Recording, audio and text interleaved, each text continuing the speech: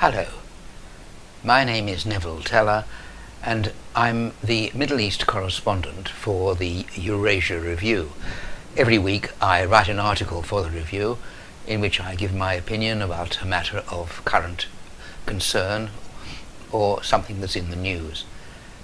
We'd thought that maybe some people might prefer to see me actually delivering my opinion in person rather than just reading it, and so we've started this YouTube series. This week I've been thinking about the Eastern Mediterranean and a very recent but very significant partnership formed between Greece, Cyprus and Israel. And I call the piece this week, Greece, Cyprus and Israel, Champions of the Eastern Mediterranean. The discovery of vast reserves of liquefied natural gas, known as LNG, off the coasts of Israel and Cyprus was bound to bring equally vast consequences in its train. Among the least anticipated, perhaps, has been the creation of a new geopolitical entity in the Eastern Mediterranean, a tripartite alliance that promises to bring both stability to the region and the prospect of enormous technological, economic and environmental advances. Can I quote something? Quote, "We, Alexis Tsipras, Prime Minister of the Hellenic Republic, Nikos Anastasiades, President of the Republic of Cyprus, and Benjamin Netanyahu, Prime Minister of the State of Israel, having met in Thessalonica today, the 15th of June 2017, have agreed to continue strengthening the cooperation among our three countries in order to promote a trilateral partnership in various fields of common interest and to continue working together towards promoting peace, stability, security and prosperity in the Eastern Mediterranean and the wider region." Unquote. Now those are the opening words of a 2,700 word declaration, joint declaration, issued after the tripartite meeting between the political leaders of Greece, Cyprus and Israel.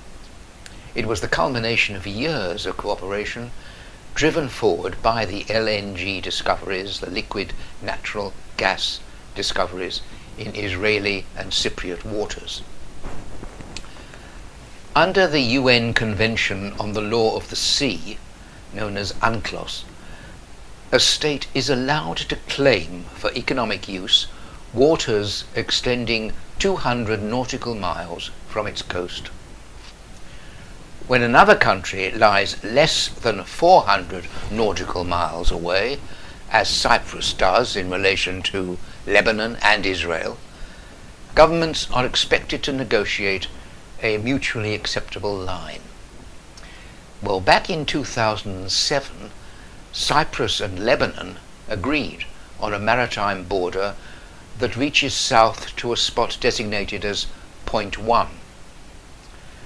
3 years later, Cyprus negotiated a maritime halfway point with Israel that begins at Point 1 and stretches further south, thus establishing what's known as an exclusive economic zone, an EEZ for Israel, and safeguarding its rights to its oil and underwater gas reserves. The two countries agreed to cooperate in the development of any cross-border resources discovered and to negotiate an agreement on dividing joint resources. Now, despite both Lebanon and Turkey disputing the validity of this Israel-Cyprus agreement, cooperation between the two countries has flourished.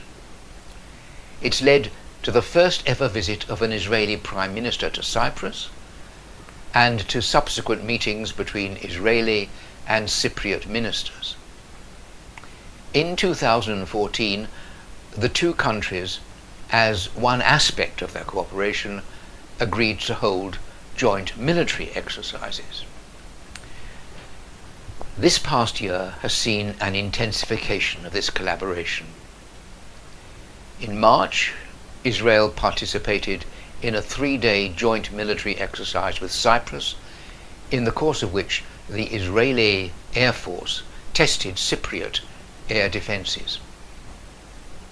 In June, more than 500 elite Israeli commandos, supported by attack helicopters and fighter jets, held a 3-day intensive drill on Cyprus.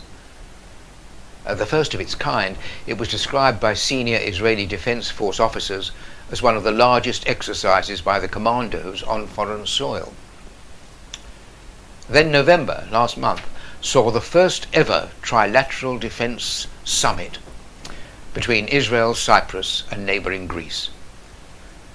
The defense ministers of the three countries met in Athens to discuss strengthening their collaboration in the interests of promoting security, stability and peace in the Eastern Mediterranean.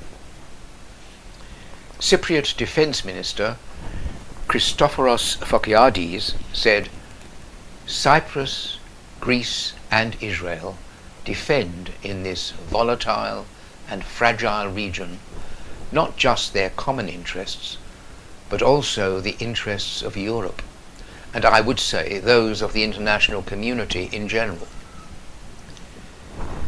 10 days later, 3 Israeli missile ships and a naval helicopter participated in the Hellenic Navy's autumn war games. The main aim was to provide training in how to deal with modern maritime threats while conducting evacuations of civilian populations.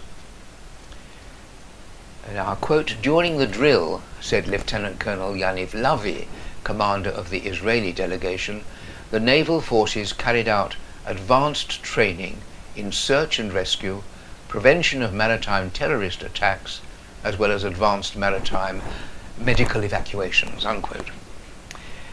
This exercise, according to the IDF, the Israel Defense Forces, is to be followed up by an extensive military drill to be held in Cyprus, involving air and ground forces from both countries.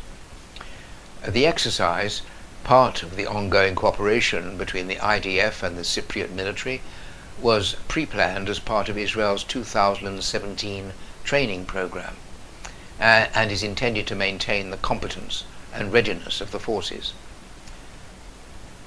Now, this growing military collaboration between Israel, Cyprus and Greece is founded on the ambitious joint declaration signed in June by their political leaders, which envisaged the three-nation cooperation extending across a broad spectrum of areas, including energy, economic activity, telecommunications, the environment, and their shared underwater cultural heritage. The declaration gave strong support to the establishment of what's been designated the East Med pipeline, namely another gas corridor directly linking gas findings in the Cyprus and Israeli economic zones with the European markets.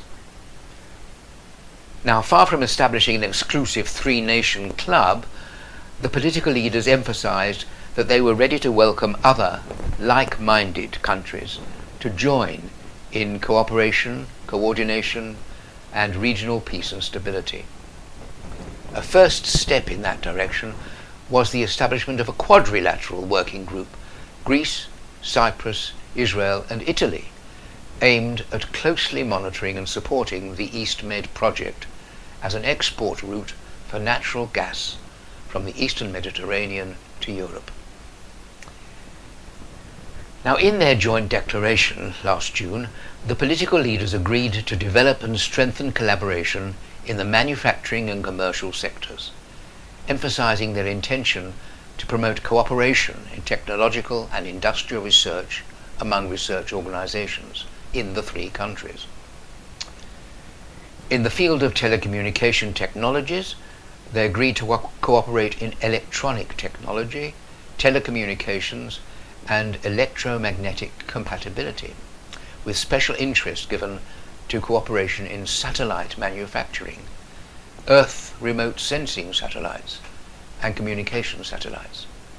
The countries also agreed to encourage the space technology sector and to support new cable interconnections among the three countries by way of fiber optic undersea cable. They gave special prominence to protecting the environment, with special focus on the common challenges faced by their three countries, namely protection of the marine environment, water and wastewater management, and adaptation to the impact of climate change.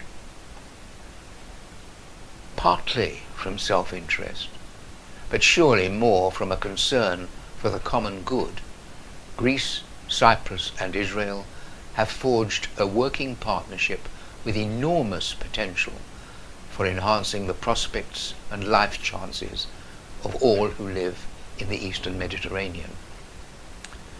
Speaking at the Defense Ministers' Summit, Israel's Avigdor Lieberman said, "Greece, Cyprus and Israel share common values as democratic countries and face similar security challenges. The cooperation is intensifying every day on many levels, based on the understanding that we must take our fate into our own hands." Thank you for listening, and I hope you'll join me again next week. Goodbye.